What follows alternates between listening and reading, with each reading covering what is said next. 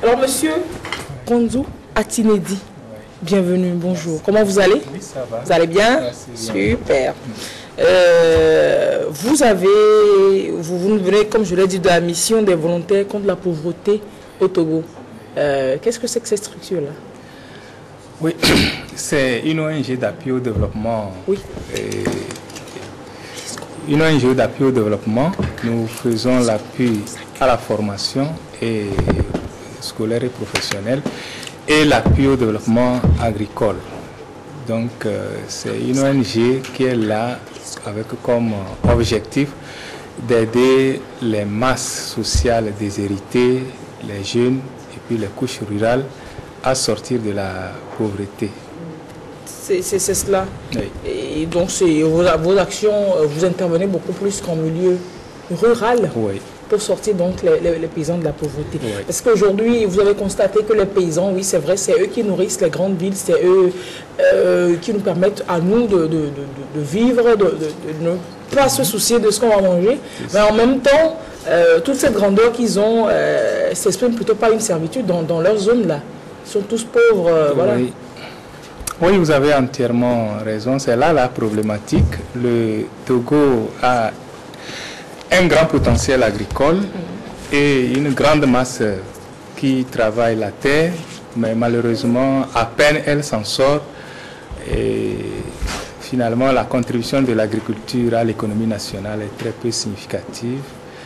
Et c'est là la contribution de l'agriculture à l'économie est peu significative. Ça devait être plus que ça. Okay. Oui. Mais même pour les paysans qui font de grandes productions, on ne le voit pas forcément sur le terrain dans leur vie.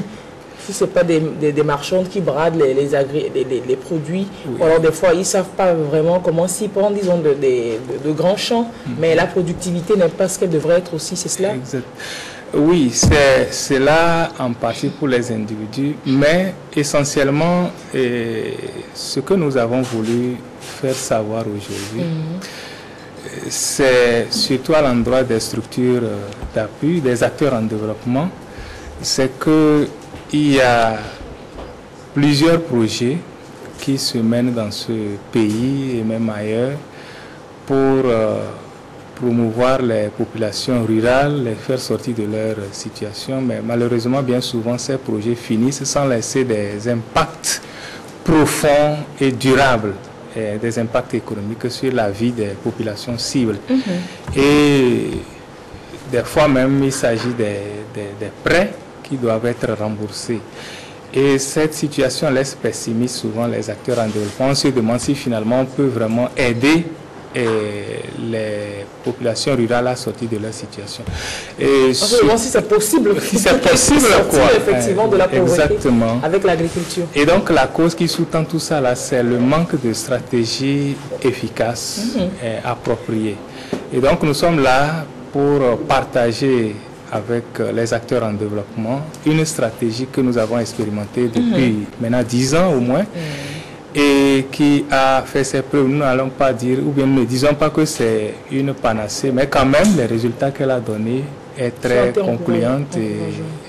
Alors, en quoi est-ce qu'elle consiste, cette stratégie-là?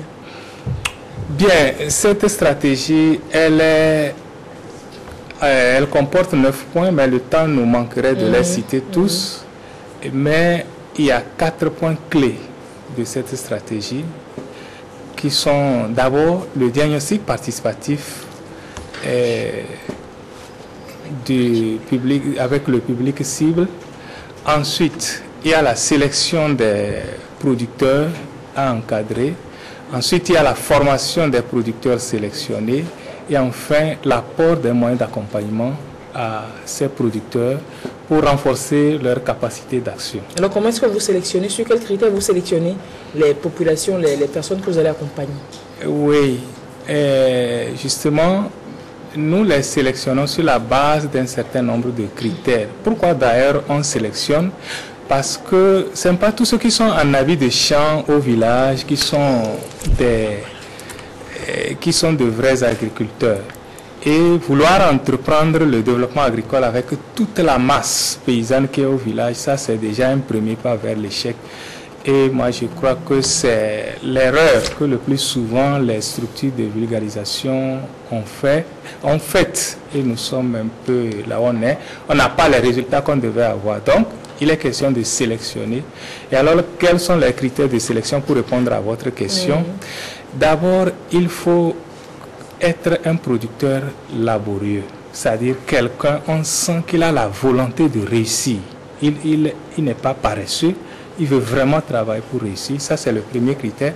La deuxième chose, le deuxième critère, il faut être un producteur définitivement établi dans l'agriculture et non pas un producteur occasionnel, c'est-à-dire quelqu'un qui a appris un métier, après il veut l'argent pour faire son contrat et il s'en va faire un quart d'hectare. Non, ce n'est pas des gens comme ça, mais des gens qui sont vraiment installés.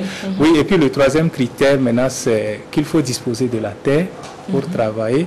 Le quatrième, il faut que ce soit quelqu'un qui soit disposé à recevoir des conseils pour améliorer son travail. Parce qu'il y a des gens, ils n'aiment pas tellement trop qu'on leur apporte des conseils dans n'importe quel domaine de la vie. Hein, donc, on ne peut pas travailler avec ces gens-là.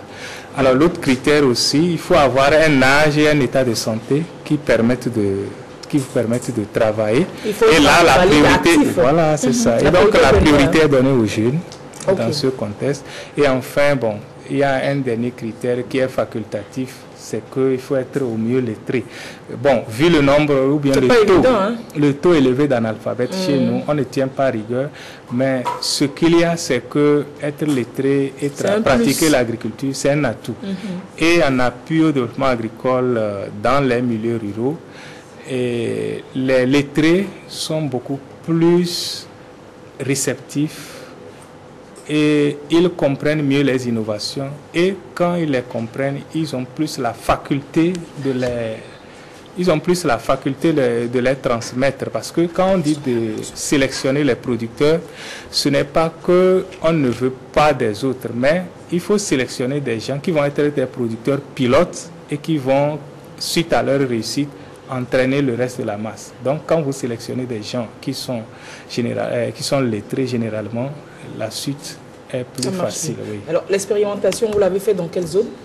Dans la région centrale et dans plusieurs villages, dans au moins 9 villages de la région centrale. Il faut dire que votre structure, la MVCP, est basée à Sokodé, c'est cela? Oui, nous avons la division de développement rural basée à Sokodé, mais le siège de l'ONG est basé ici à Lomé. Oui. Et des résultats de l'application de cette stratégie depuis cette dizaine d'années, qu'est-ce qu'on peut en dire? Oui, on a beaucoup de résultats. Entre autres, il y a l'amélioration de l'alimentation, il y a l'autosuffisance alimentaire. De qui? Des paysans? Des paysans eux-mêmes. Eux qui cultivent même, ils ne mangent pas? Mais si vous faites le diagnostic, nous, avant de commencer ce travail en 2003, nous avons fait le diagnostic et nous avons vu que dans les villages où on devait intervenir, il y a 89% de la population, des ménages, 89% des ménages qui connaissaient une période de soudure allant de 1 à 6 mois. Ça dit qu'il y a des ménages, durant 6 mois de l'année, ils ne mangent pas comme ça se doit. Bien sûr, alors que c'est des familles paysannes qui cultivent. Oui, puisqu'ils ne rentabilisent pas, ils ne réussissent pas. Donc, suite à ce travail, ce taux est baissé à 5%. Après 5 ans de travail.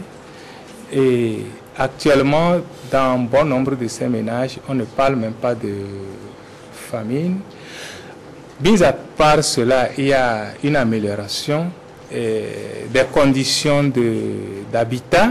Des gens qui vivaient sous des paillotes, ils se sont construits des maisons en tôle, des fois même en ciment.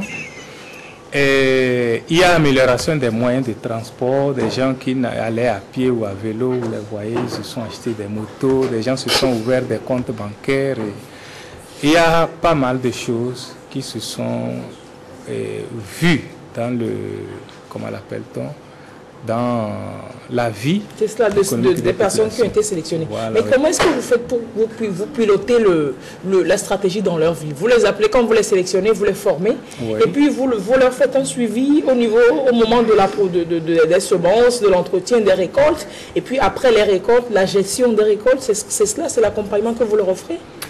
Oui, justement, il faut les sélectionner après les avoir sélectionnés, il faut les former.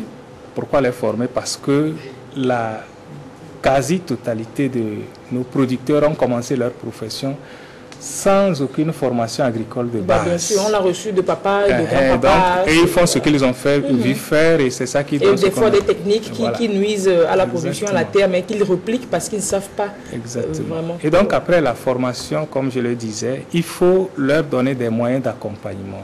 Les moyens d'accompagnement, ça se donne sur la base des résultats du diagnostic participatif. Vous vous rappelez, je vous ai parlé d'un diagnostic au début. Donc, le diagnostic participatif, c'est que vous les mettez ensemble, vous réfléchissez à leurs problèmes ensemble, vous identifiez ensemble les problèmes avec les personnes concernées. Les problèmes, non seulement les problèmes, mais ensemble les causes et puis selon eux les solutions possibles. Bon, bien sûr, les solutions qu'ils proposent peuvent être un peu erronées, mais le technicien il va rectifier.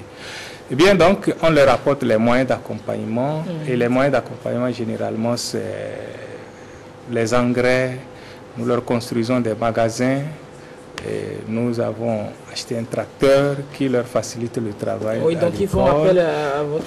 Il y en a qui manquent de voies d'accès à la ville. On désenclave le village. Le village. Donc, quand vous arrivez dans une région, vous leur demandez quel est le problème, quel est le handicap ici chez vous à l'évolution de votre agriculture. Ils vous le disent et ensemble, vous corrigez ce problème-là. Oui, suite au diagnostic, il y a toute une liste de problèmes que les villageois vont vous soulever. Mais maintenant, une chose est claire, rares sont les acteurs en développement qui peuvent prendre en compte tous les problèmes de la population. Alors, vous allez hiérarchiser tous leurs problèmes. Et vous prenez un certain nombre. Nous, souvent, nous prenons les 5 problèmes prioritaires qui minent le village. Et si dans ces 5 problèmes prioritaires, il se peut, ou bien il se fait, qu'il y a, par exemple, un problème de piste ou d'eau, ce n'est pas directement lié à l'agriculture, mais c'est stratégique de résoudre ce problème pour pouvoir atteindre l'objectif de développement agricole. Aujourd'hui, est-ce qu'on peut globalement apprécier le nombre de personnes, de paysans qui, on peut dire, se sortent de la pauvreté, améliorent sa vie grâce à votre intervention et grâce à cette autre stratégie-là? Oui, bon. Et durant ce temps que nous avons travaillé de 2003 maintenant, nous avons travaillé avec pratiquement 372 producteurs qui sont aujourd'hui professionnels, en tout cas qui maîtrisent les techniques de production, qui réussissent en bonne partie leur production. Et donc, je peux parler de 372 producteurs au moins. Ça, c'est les pilotes. Maintenant, à partir d'eux, il y a effet de tâches dures qui s'étendent, d'autres qui ne sont pas sélectionnés au début, mais qui imitent, quoi. Donc 372 familles, finalement. Bon, oui. C'est les chefs d'exploitation que j'ai cités comme ça. Et à part ça, il y a au moins 7 coopératives que vous accompagnez. Qui sont accompagnées. Mais quand on sait qu'au Togo, il y a 45% des terres cultivables qui sont non cultivées, et que c'est sûr que la clé du développement passe par l'agriculture, on ne peut que vous accompagner, que vous féliciter. Vous avez compilé, donc expliqué cette stratégie dans ce document-là, qui s'adresse donc à tous les acteurs du monde du développement. On peut retrouver le document où? Oui, il est facile à retrouver à la direction de la MVCP ici à Lomé. C'est près de la cour d'appel, la nouvelle cour d'appel à Kakaveli. Et on peut le retrouver aussi à Sokodé, à la direction de la MVCP. Là-bas à Sokodé, à Pangalam, quartier Kédia. Ok. Et voici votre numéro qui est là, 90 23 83 91. Pour toute personne qui désirerait donc entrer en contact avec vous pour prolonger la discussion, pour avoir ce document-là, c'est le numéro qu'il faut appeler pour vous retrouver et pour mieux s'expliquer. Donc c'est un document effectivement qui s'adresse à toutes les personnes qui interviennent dans le monde rural pour maximiser donc les profits que l'on pourrait avoir des investissements, que l'on fait des accompagnements, que l'on produit aux paysans. Ben, au lieu d'exploiter et d'expérimenter des stratégies qu'on ne connaît pas, autant expérimenter ce qui marche déjà et s'il y a des choses à améliorer pour qu'on avance ensemble. En principe. Merci beaucoup d'être passé par chez nous. Merci. Monsieur Konzo Atenedi, nous venons de la mission des volontaires contre la pauvreté au Togo et vous qui avez décidé de combattre la pauvreté par l'agriculture dans le monde rural. C'est juste. Très belle journée. Merci à vous Au aussi. revoir.